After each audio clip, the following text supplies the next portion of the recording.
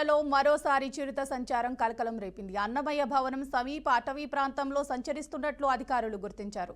ఇనుప కంచె దాటుకొని చిరుత ప్రవేశించినట్లు తెలిపారు. మంగళవారం సాయంత్రం 4 గంటల సమయంలో అటవీ ప్రాంతం నుంచి ఇనుప కంచెను దాటుకొని వచ్చిన చిరుత గేటు పైకెక్కి కూర్చుంది. సమాచారం అందుకున్న టీటీడీ అటవీ శాఖ సిబ్బంది ఘటనా స్థలానికి చేరుకుని సైరన్లు మోగించడంతో తిరిగి అడవిలోకి వెళ్లిపోయిందని అటవీ శాఖ సిబ్బంది తెలిపారు.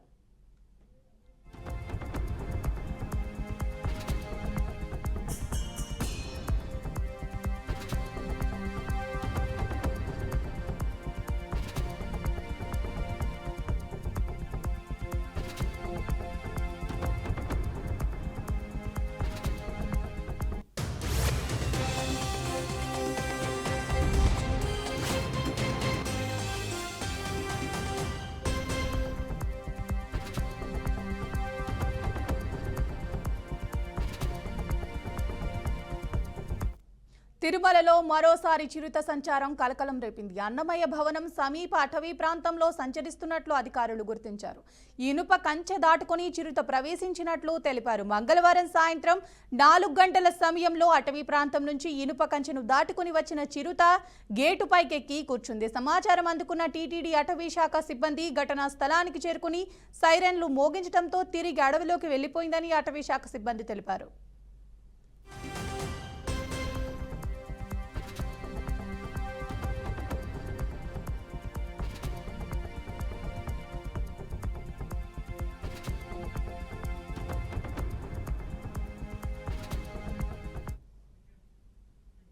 సత్యసాయి జిల్లా పెనుగొండ మండలం వెంకటగిరి పాల్యం గ్రామంలో ఎంపీయూపీ పాఠశాలను రాష్ట్ర బీసీ సంక్షేమ శాఖ మంత్రి శ్రీమతి సవితమ్మ ఆకస్మిక తనిఖీలు చేశారు. విద్యార్థులతో కలిసి మధ్యాహ్న భోజనంలో పాల్గొన్నారు. ఈ క్రమంలో మంత్రి సవితమ్మ విద్యార్థులతో కాసేపు ముచ్చటించారు. యూనిఫామ్లు, పాఠ్యపుస్తకాలు అందాయా అని, పాఠశాలలో ఎలాంటి సమస్యలున్నా తనను సంప్రదించాలని విద్యార్థులకు మంత్రి సూచించారు. ఈ కార్యక్రమంలో అధికారులు, కూటమి నాయకులు, కార్యకర్తలు తదితరులు పాల్గొన్నారు.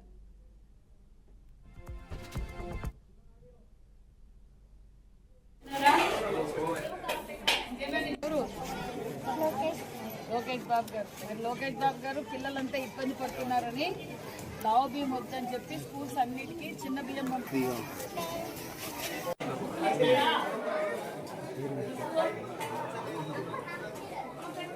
ఇచ్చినారా? నీ డ్రెస్ బాగుంది, కొత్తవి షూస్ ఇచ్చినారా?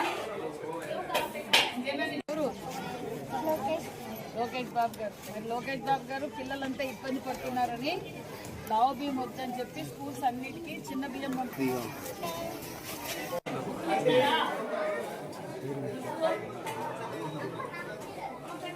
ఇచ్చినారా? నీ డ్రెస్ బాగుంది, కొత్తవి షూస్ ఇచ్చినారా?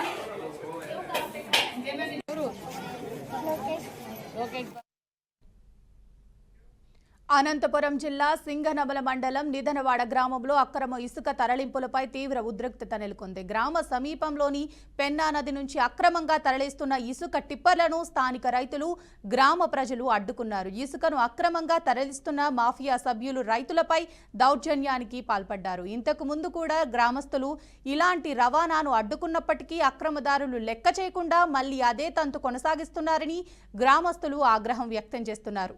ప్రస్తుత స్థితిగతులపై రైతులు పోలీసులకు సమాచారం అందించారు. అధికారులు వచ్చి వాహనాలను సీజ్ చేసేంత వరకు అక్కడి నుంచి కదిలేది లేదని స్పష్టం చేశారు. అనంతరం ఘటనా స్థలంలోనే వంట చేసి తినేందుకు గ్రామస్తులు సిద్ధమయ్యారు. గ్రామస్తులు దీక్షతో ఇసుక మాఫియా అయోమయ పరిస్థితిని ఎదుర్కొన్నట్లుగా తెలిపింది.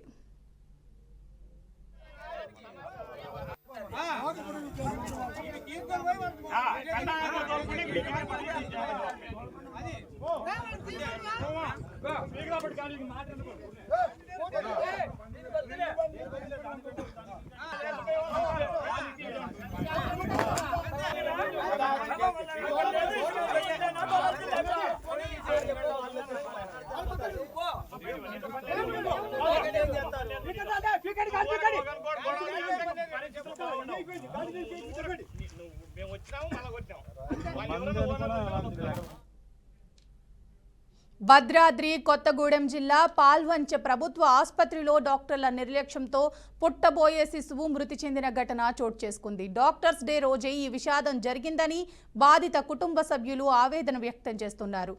మందరికలపాడు గ్రామానికి చెందిన కరుణ నిన్న ఉదయం 7 గంటలకు పురిటి నొప్పులతో పాల్వంచ్ ప్రభుత్వ ఆసుపత్రిలో చేరారు. సాధారణ ప్రసవం చేస్తామని భావించిన వైద్యులు ఆమెకు వ్యాయామాలు చేయించారు. అయితే పురిటి నొప్పులు తీవ్రతరంగా ఉన్నా ఆపరేషన్ చేయాలన్న బతిమాలింపులకు వైద్యులు విస్మరించారని బంధువులు ఆరోపిస్తున్నారు. ఈ ఘటనపై బాధితులు, బంధువులు, ఆసుపత్రి వైద్య సిబ్బంది నిర్లక్ష్యమే శిశువు మృతికి కారణమని తీవ్ర స్థాయిలో ఆరోపణలు గుప్పిస్తున్నారు. 8కి తీసుకొచ్చాము. 8కి తీసుకొచ్చినాక ఫస్ట్ డాక్టర్లు అయితే లేరు. డాక్టర్ వచ్చి చూసి బేబీని చూసేసి తల్లికి కానీ ఆమె అమ్మాయికి కానీ ఏమీ చెప్పకోకుండా బయటికి వెళ్ళిపోయింది. ఆమె పెయిన్స్ తట్టుకోలేకపోతుంది.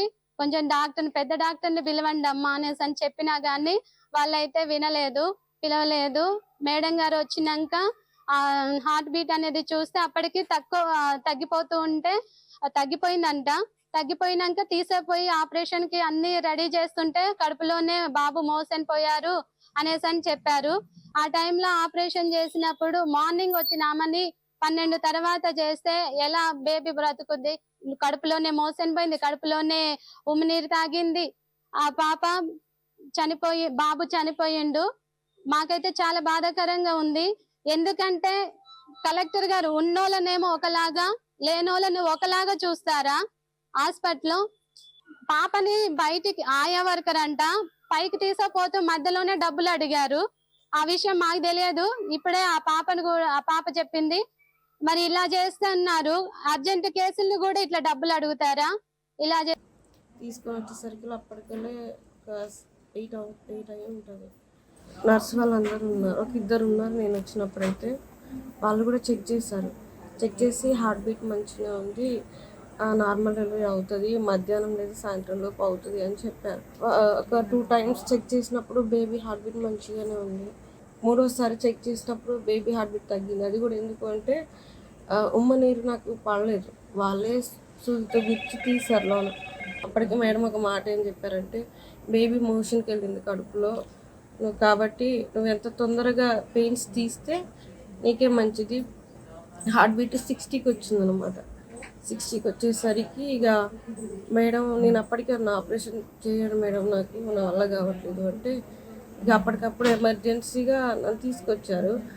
అక్కడ ఊడ్చామా నన్ను నా చెయ్యి వెనకాల పట్టుకొని నడిపిస్తూ మధ్యలోకి వచ్చి వరకు అన్నారు, మేము ఇక్కడే ఉంటాం కదా, ఇక్కడికి వెళ్ళాం కదా, తర్వాత ఇస్తాము, అర్జెంటుగా తీసుకెళ్ళు అని చెప్పారు.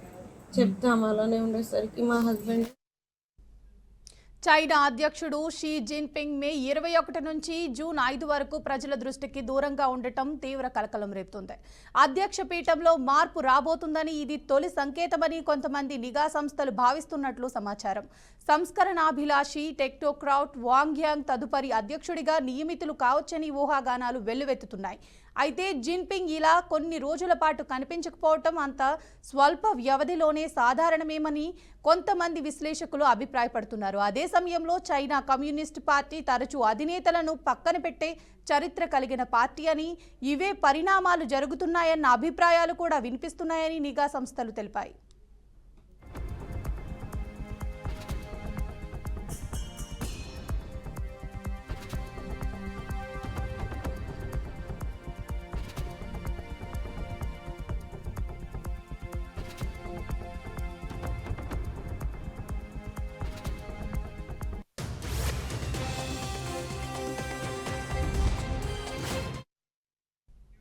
ఇవి బులెటిన్ అప్డేట్స్. చూస్తూనే ఉండండి బీఆర్కే న్యూస్, తెలుగోడి సత్తా.